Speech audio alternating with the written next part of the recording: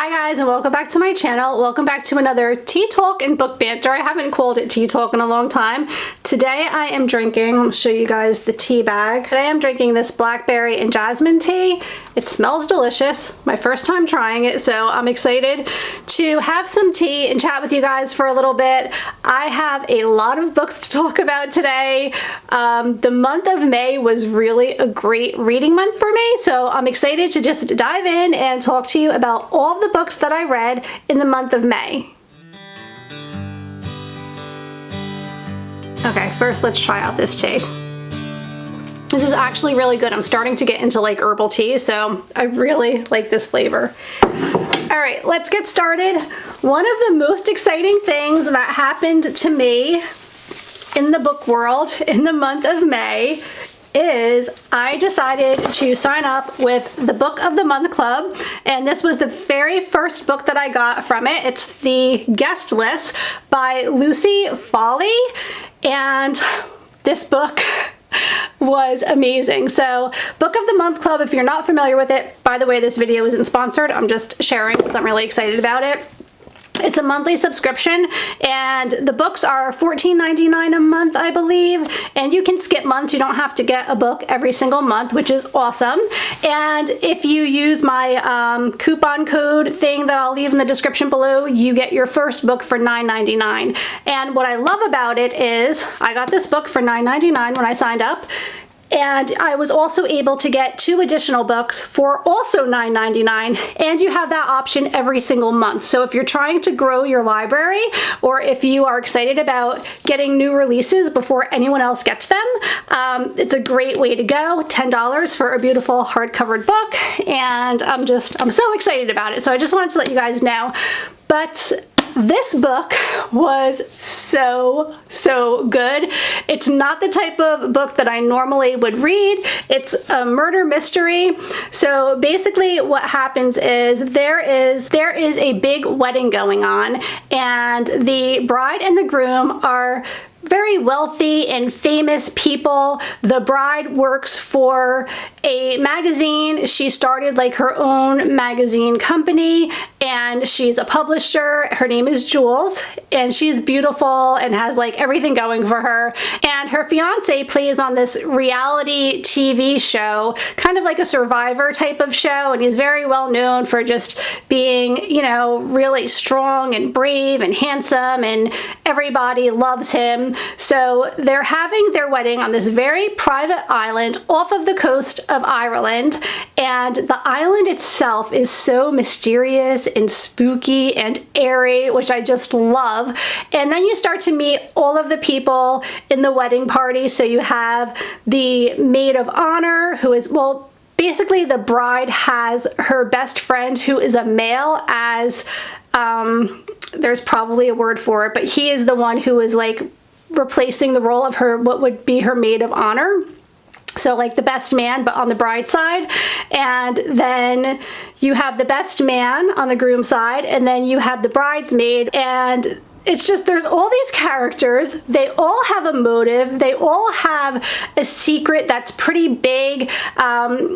The groom has all of his college buddies come, and this group of college guys used to do their own type of almost like things that you would see on a Survivor show. They would do it for their fraternity, and sometimes it got really dangerous, and they were just a really obnoxious bunch of guys, and actually I found them to be super annoying. But so you get to meet like those characters as well, which they're all a little bit shady, and that gets you thinking. And like every single character has a motive, and you can just have all of these different ideas going on in your head as to who commits the murder. And the way that the book is written, like, you know it's a murder mystery, but you don't even know who is murdered until you're like well into the book. And It's such a hard book to put down. I could talk about this book for so long. I was so involved in this book. I was up so late at night reading it, and I just couldn't wait to see how it was going to end. And as exciting as it was from the very first page, the more you read, the more exciting it gets. At the end, you're so blown away, and it's just really good. I highly recommend this book. And that being said, I am very excited to see what other books I'll be able to get from Book of the Month Club, because it's inspiring me to read new releases, which I'm more a classics kind of girl. I like to read older books, and this has gotten me into reading some newer stuff, and I have an order coming soon that I'm going to be, I'll probably do an unboxing because I have 3 more books coming to me, and I'm really excited about those too. So that is one of the books that I read, and actually that is the book that I chose for our neighborhood book club, because we have a book club in our neighborhood, and it was my turn to pick, and everybody was really, really happy with my selection. So many people were messaging me. They were like, I was up till 3 in the morning. I had to finish it. So that was great. Okay, this book I read a couple of months ago, and I never went over it with you guys, because what happens is when I don't physically have the book with me, it's like out of my mind. I don't think of it again, which is why I love having a home library, because whenever I look at my books, I have like a relationship with each and every one of them, as weird as that sounds, and it brings back those thoughts and emotions and even the time of my life when I was reading it. So I actually have a connection with my books. So this was loaned out to a friend, and when she gave it back to me, I was like, oh, I never even talked about it on my YouTube channel. So this is Educated. This is by Tara Westover. It's a memoir, and it's about her life growing up with a father who completely distrusts all medical establishments. He doesn't have any trust in the government. They don't use any type of medication. The kids don't go to school. The mom is a midwife and a healer and an herbalist, and she works with essential oils, and all of those things are great. You guys know how I love my essential oils, and I love finding natural ways to help you with certain ailments and things, but they took it to the extreme, to the point where their children were so many times in so much danger, and they did absolutely nothing about it. And it's just, it will blow your mind, the things that this poor girl had to go through in her life, just being stuck in this house in the middle of nowhere with her her brothers, and her one brother was incredibly abusive, both mentally and physically, and the parents just watched and allowed this to happen. This book will just blow your mind. It really will. And she writes it so well. You feel like you're living it with her, and she kept a journal throughout her life, so she's even able to share really early childhood memories with you and things that have happened to her.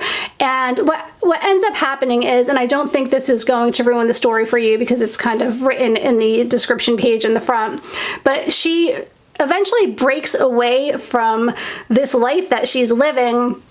And she's so smart. She goes to Harvard, she goes to Cambridge, and she ends up becoming a very, very smart woman, very well accomplished. Obviously, she's like a #1 New York Times bestseller.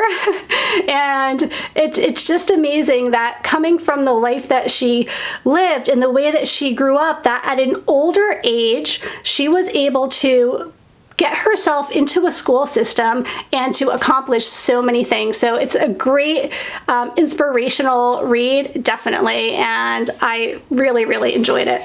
Okay, for those of you who follow me on Patreon and are part of the book club that we're doing together, this is the book of choice. This is the Guernsey Literary and Potato Peel Pie Society. This is the hardest title to read ever. I can't even remember it without reading it, but It is such a great story. It's by Marianne Shaffer and Annie Barrows. It takes place during World War II on the Guernsey Island, which is a British island that was occupied by the Nazis during World War II. And the main character, Juliet, receives a letter from a man named Dawsey, and he has a book of hers. I guess it was an old book that she had given away, and you know how a lot of us put our names and our phone numbers and our address in our books, or back in the day, many people did do that.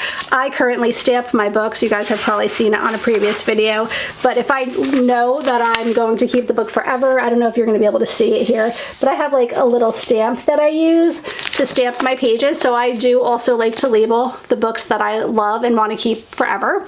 And the book that he had that once belonged to her was a book about Charles Lamb, and it also had me looking into this author and his incredibly difficult and strange life. So you guys can Google Charles Lamb if you want to learn more about the author that brought these two people together. But anyway, he reaches out to Juliet and he says, I have your book and I very much enjoyed it, and it is select stories written by Charles Lamb, and I was wondering if you happen to know if there were any other books written by him, because I really would like to read more. So that's like how they get the ball rolling, and in their letters back and forth, she starts to learn about him and the people in his community and about this potato peel pie society. They actually ended up getting together while the Nazis were in Guernsey during the war, and how they have like this secret society meeting, and they talk about books and the stories that they're reading, and she was really captivated by this. Now, I should say Juliet is an author, and she writes her own columns and things in a magazine, and she is rather well known. So she has the idea of going to the Guernsey Islands to meet this community of people that are in the potato peel pie society. She's just so interested in them. And from there, the story just takes off. It's such a great, good, like a feel-good type of read. Obviously, it takes place during World War II, and all stories that take place during that time have their moments and have some horrible things that you have to know about. But it was really easy to get past that when you get to know the characters. There's also a lot of humor in here. There's romance, and I love this book so much. I am so glad that this is the one that we decided to do for my book club. If you want to be a part of it, and if you're not familiar with what Patreon is, it's just a great way of supporting YouTubers, and there is a monthly fee, but it's like $5 a month and up. So for $5 a month, not only are you helping out your favorite YouTube content creators, and I so appreciate those of you who are. I cannot even tell you how much I appreciate it. It's what really keeps me striving and moving forward, and it helps me to be able to continue doing YouTube, but also we do lots of fun things there, like a book club.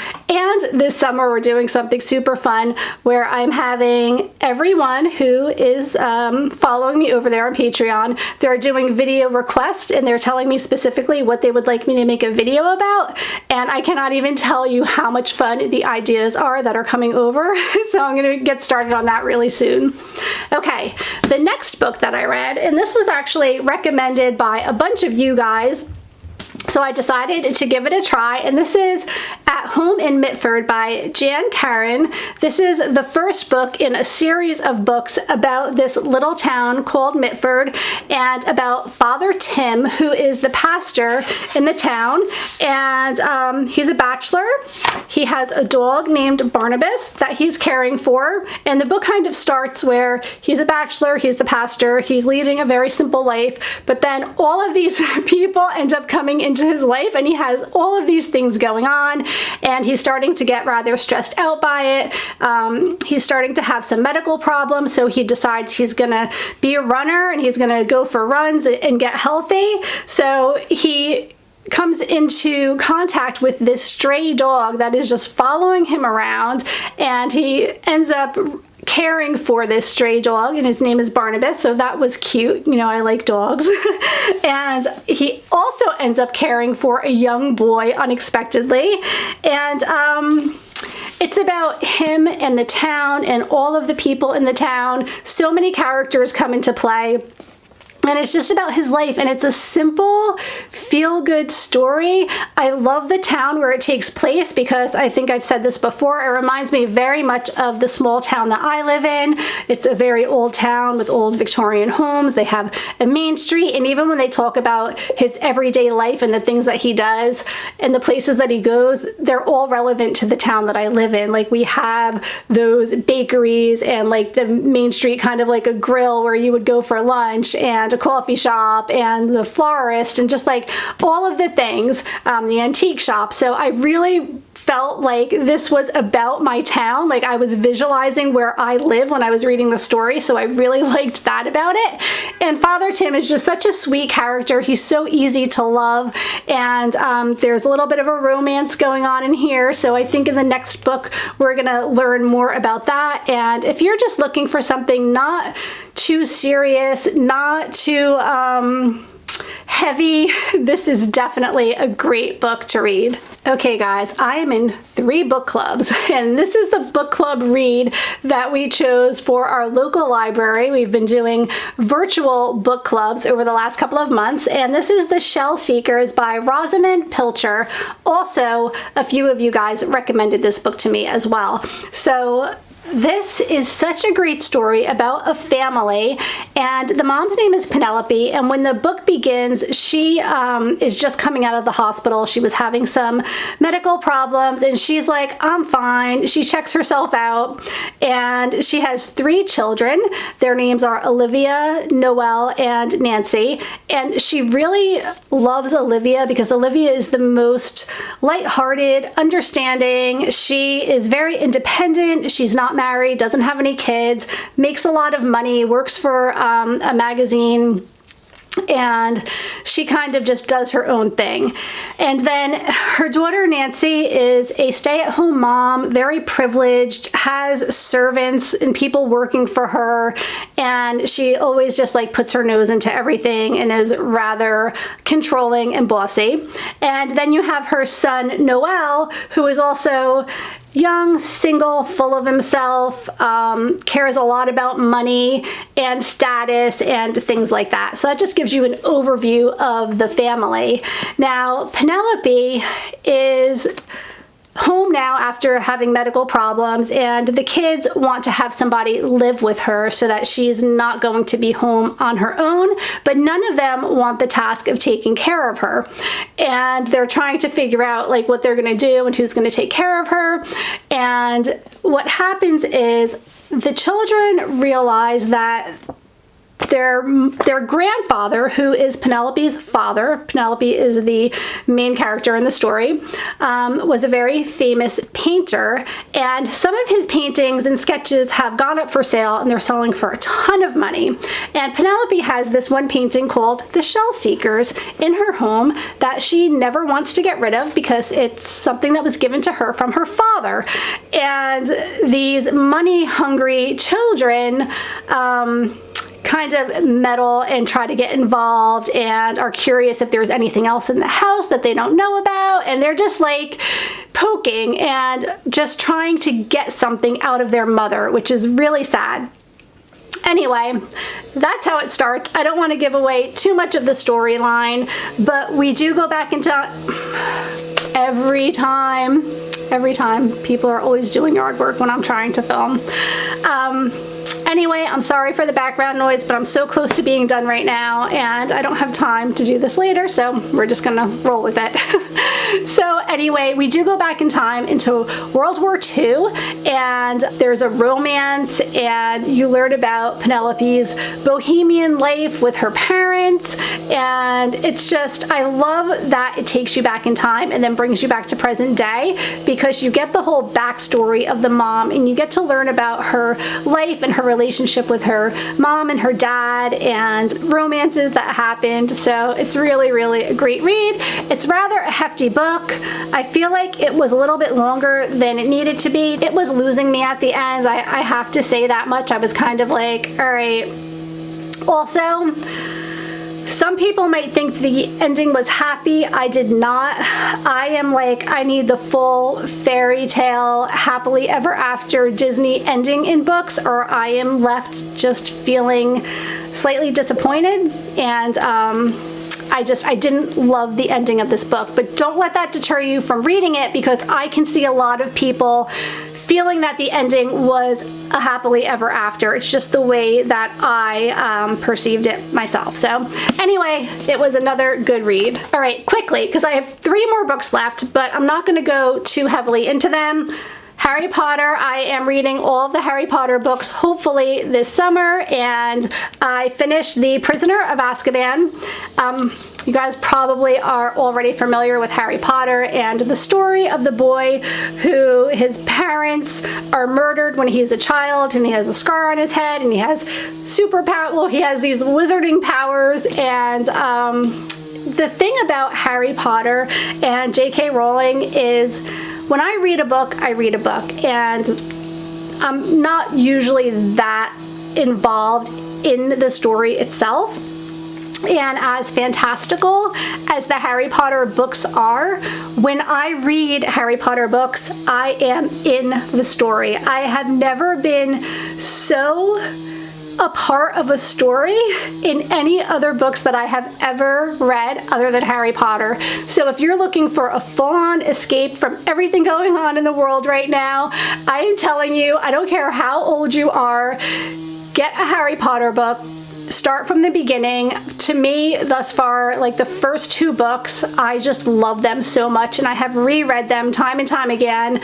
You are in the story. You are a part of their world. You are friends with the characters, and when you close the book, they do not leave you. So that's how I feel about the Harry Potter books. So I definitely highly recommend them.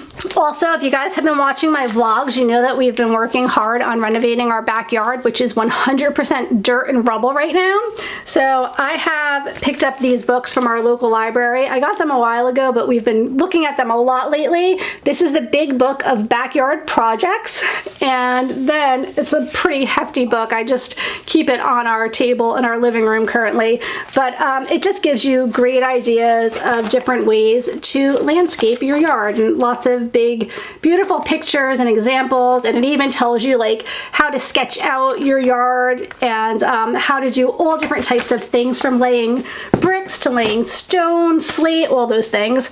And then the other book that I have is The Ultimate Garden Planner. This is by Peter McHoy, and again, this is a huge book, but also we're looking at it for the same purpose. Has beautiful ideas for gardens, and even just in flipping through, it really helped us to plan out our backyard and how we're going to be decorating it this summer, finally. So that is everything. I am not going to share with you in this video my TBR because this was so long to begin with. I'll quickly show you what I'm going to be sharing very soon though. And I talked about this before. This is my June reading basket. I'm putting together fun baskets that include not only the books that I'm going to read, it has teas and treats and activities and fun things to do. So I'm going to make a separate video about that you'll be seeing soon, because I'm really excited to share that with you as well. And it's going to include everything that I'm going to be reading in the month of June. So hopefully I can get that up really soon. Thank you so much for watching. I really hoped that you enjoyed this video. If you did, please give it a thumbs up, and I'll continue sharing with you the things that the things that I have read, as well as the things that I'm going to be reading. I have been reading so much lately, and I've been really lucky that I have you guys as a community to constantly refer books to me, and I really haven't read a bad book in such a long time, so thank you for that. Please leave your comments below. Let me know what your summer reading is going to be, and if you've read anything spectacular, please let me know about it also. I am always looking for new good books to read. You can probably see behind me I have some new books popping up on my shelves, but there's just so much to read in so little time. Thank you again, and I'll see you in the next video. Take care. Bye.